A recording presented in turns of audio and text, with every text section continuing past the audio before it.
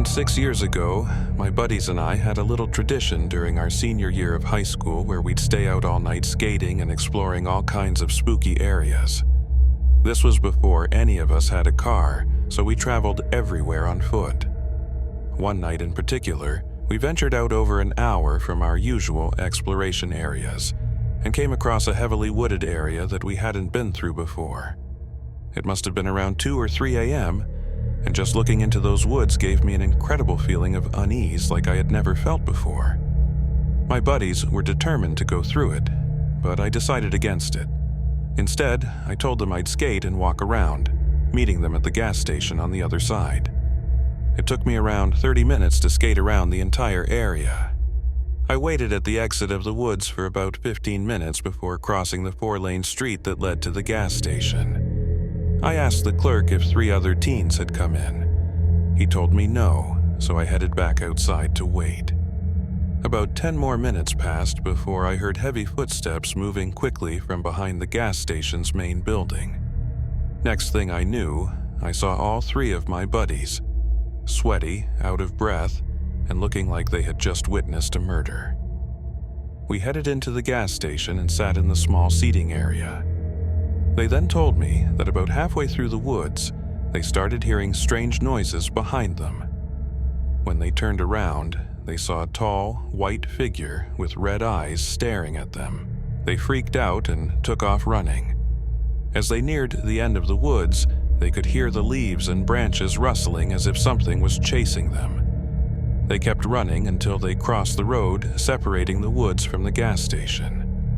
Once they reached the back of the gas station and looked back, they could see the figure just standing at the edge of the woods, unmoving. The way they described it, the figure only vaguely resembled a human. It was more like a Sasquatch/Bigfoot type creature, but white in color with piercing red eyes. I had never seen my friends so distressed before. They genuinely seemed terrified, and that night was one of the last times they ever wanted to stay out all night. I still think about that night a lot, even to this day. An ex-girlfriend of mine used to live on a small rural island in Minnesota called Gray Cloud Island. At one point, the island had the highest concentration of Indian burial mounds in the county. There's a lot of history there, and it was once considered sacred. Across the street from my ex's mailbox was a long, overgrown gravel driveway, blocked off by a rusty chain. On one of our early evening jaunts, we decided to step over the chain and make our way down the driveway, which was at least a quarter of a mile long, if not more. The driveway eventually opened up into a small clearing, at the center of which lay all that remained of a home's foundation, little more than a rectangular patch of concrete. The trees surrounding the clearing were sparse in some places, thicker in others, but even so, we could see beyond the clearing. Grassy, humped ground. Trees. Nothing else. My ex had a blanket, which she'd spread out on the patch of concrete. We lay down together and talked for a while, listening to the sounds of the approaching night. Dusk had just crept in, falling over everything like a cold, black shroud, when we heard movement in the woods nearby, the stealthy crackle of branches, the crunch of leaves. It was very close. Much, much too close for comfort. From the sound of it, whatever was moving couldn't have been more than 20 yards away, but surely we would have heard its approach from farther off. As if by some unspoken agreement, we got up and started making our way toward the driveway. Then the sound changed. It was no longer coming from the woods. It was in the clearing, right where we had been only moments before. I was as shit scared as I had ever been. I broke into a run, but my girlfriend grabbed me, whispering urgently, "Don't run. It provokes chase." I did as she said. Together, in silence, we moved as fast as we could without actually running. By the time we reached the street, the sounds were gone. "What do you think that was?" I asked her. "I don't want to talk about it," she said, stone-faced. She was 100% Native American. I knew she knew more than she was letting on, but no matter how much I pried, she never told me what it was. To this day, I still wonder. In 2016, my boyfriend, now my husband, and I went camping in eastern Pennsylvania. The place we decided to stop for the night was primitive. Camping was free, there was no cell service, barely a road, etc. We did encounter 2 other people. They might not have had anything to do with what happened later, but they were creepy, so I'll describe them. The first was a woman who had her truck pulled off to the side of the road as we drove past. She had the hood open and seemed to be waiting for someone to stop and offer help. Normally, my boyfriend had no problem helping people, but this time, something about her put him off. He said she didn't really seem like she needed help. Usually, people in trouble look at you hopefully as you approach, but she just expected us to stop. That's what my boyfriend said anyway. I hadn't noticed anything that strange about her.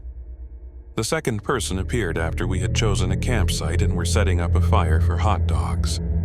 I had noticed a car drive by a few times, but my boyfriend pointed out that it was always the same car, and the man inside watched us each time he passed. My boyfriend was a little uneasy, but we reasoned that he might have just been looking for a good campsite like we had. We had driven around for a while before settling on this spot since it had been raining and everything was muddy. Maybe he was doing the same. We briefly considered moving, but the road was muddy too. If this guy wanted to find us, all he had to do was follow the tracks. There were some other tracks, but not many. He wouldn't have had to backtrack much to locate us again. He didn't drive by again, though, so we stayed. We spent the remaining hours before dark goofing off. No one else came by. Whether or not those 2 had anything to do with what happened next, the real fear came later. We had gone to sleep in our tent, and sometime around 3 a.m., we were woken up by a very loud noise. I can't describe it very well or even remember exactly what it sounded like, but my boyfriend later said it reminded him of a chain gun revving up. Another way he described it was like someone had recorded the sound of a shovel being dragged over gravel and played it over a loudspeaker. He jumped up and looked out the little window but couldn't see anything. The sound repeated a few more times. I was too scared to speak, so my boyfriend whispered that it was probably miles away and that I should go back to sleep. That made sense to me. I figured loud sounds could carry from far away. After we left, he admitted that it actually sounded like it was coming from just down the road, but he didn't want to freak me out. Looking back, I probably should have questioned why he was whispering if the sound was supposedly far away. I was still terrified. Every little noise outside sounded like footsteps circling the tent. We laid there for a while longer until, finally, my boyfriend told me to get dressed because we were leaving. That alarmed me even more, especially when he unwrapped the machete we had bought for this trip from its plastic before opening the tent. We quickly packed up and loaded the car. I looked around for footprints that weren't our own, but despite the moon providing plenty of light, I couldn't really see anything. But I did notice something my boyfriend hadn't before we got into the car: a beer can next to our dead fire that hadn't been there before. We didn't even bring beer. As we drove away, my boyfriend explained that he was nervous someone had been trying to lure us out of the tent, so he didn't think it was a good idea to run out right away. He also half expected to find our gas tank siphoned, but that wouldn't have stopped us since we had a hybrid car. We joked that it would make a funny hybrid commercial. Number of brutal murders avoided by driving a hybrid, too. We only joked because we were still about shitting ourselves from fear and adrenaline. For the rest of our trip, we only stayed in well-populated campsites or got a hotel. I have a friend who is a trail ranger, basically a ranger who can't actually get you in trouble. He told me about a time when he was out gathering illegally placed wildlife cameras and knocking down hunting stands, feeders, and blinds with another actual ranger.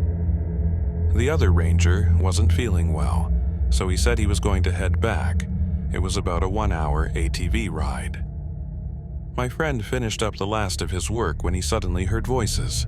Keep in mind, he was far off the beaten path. He called out, but no one replied.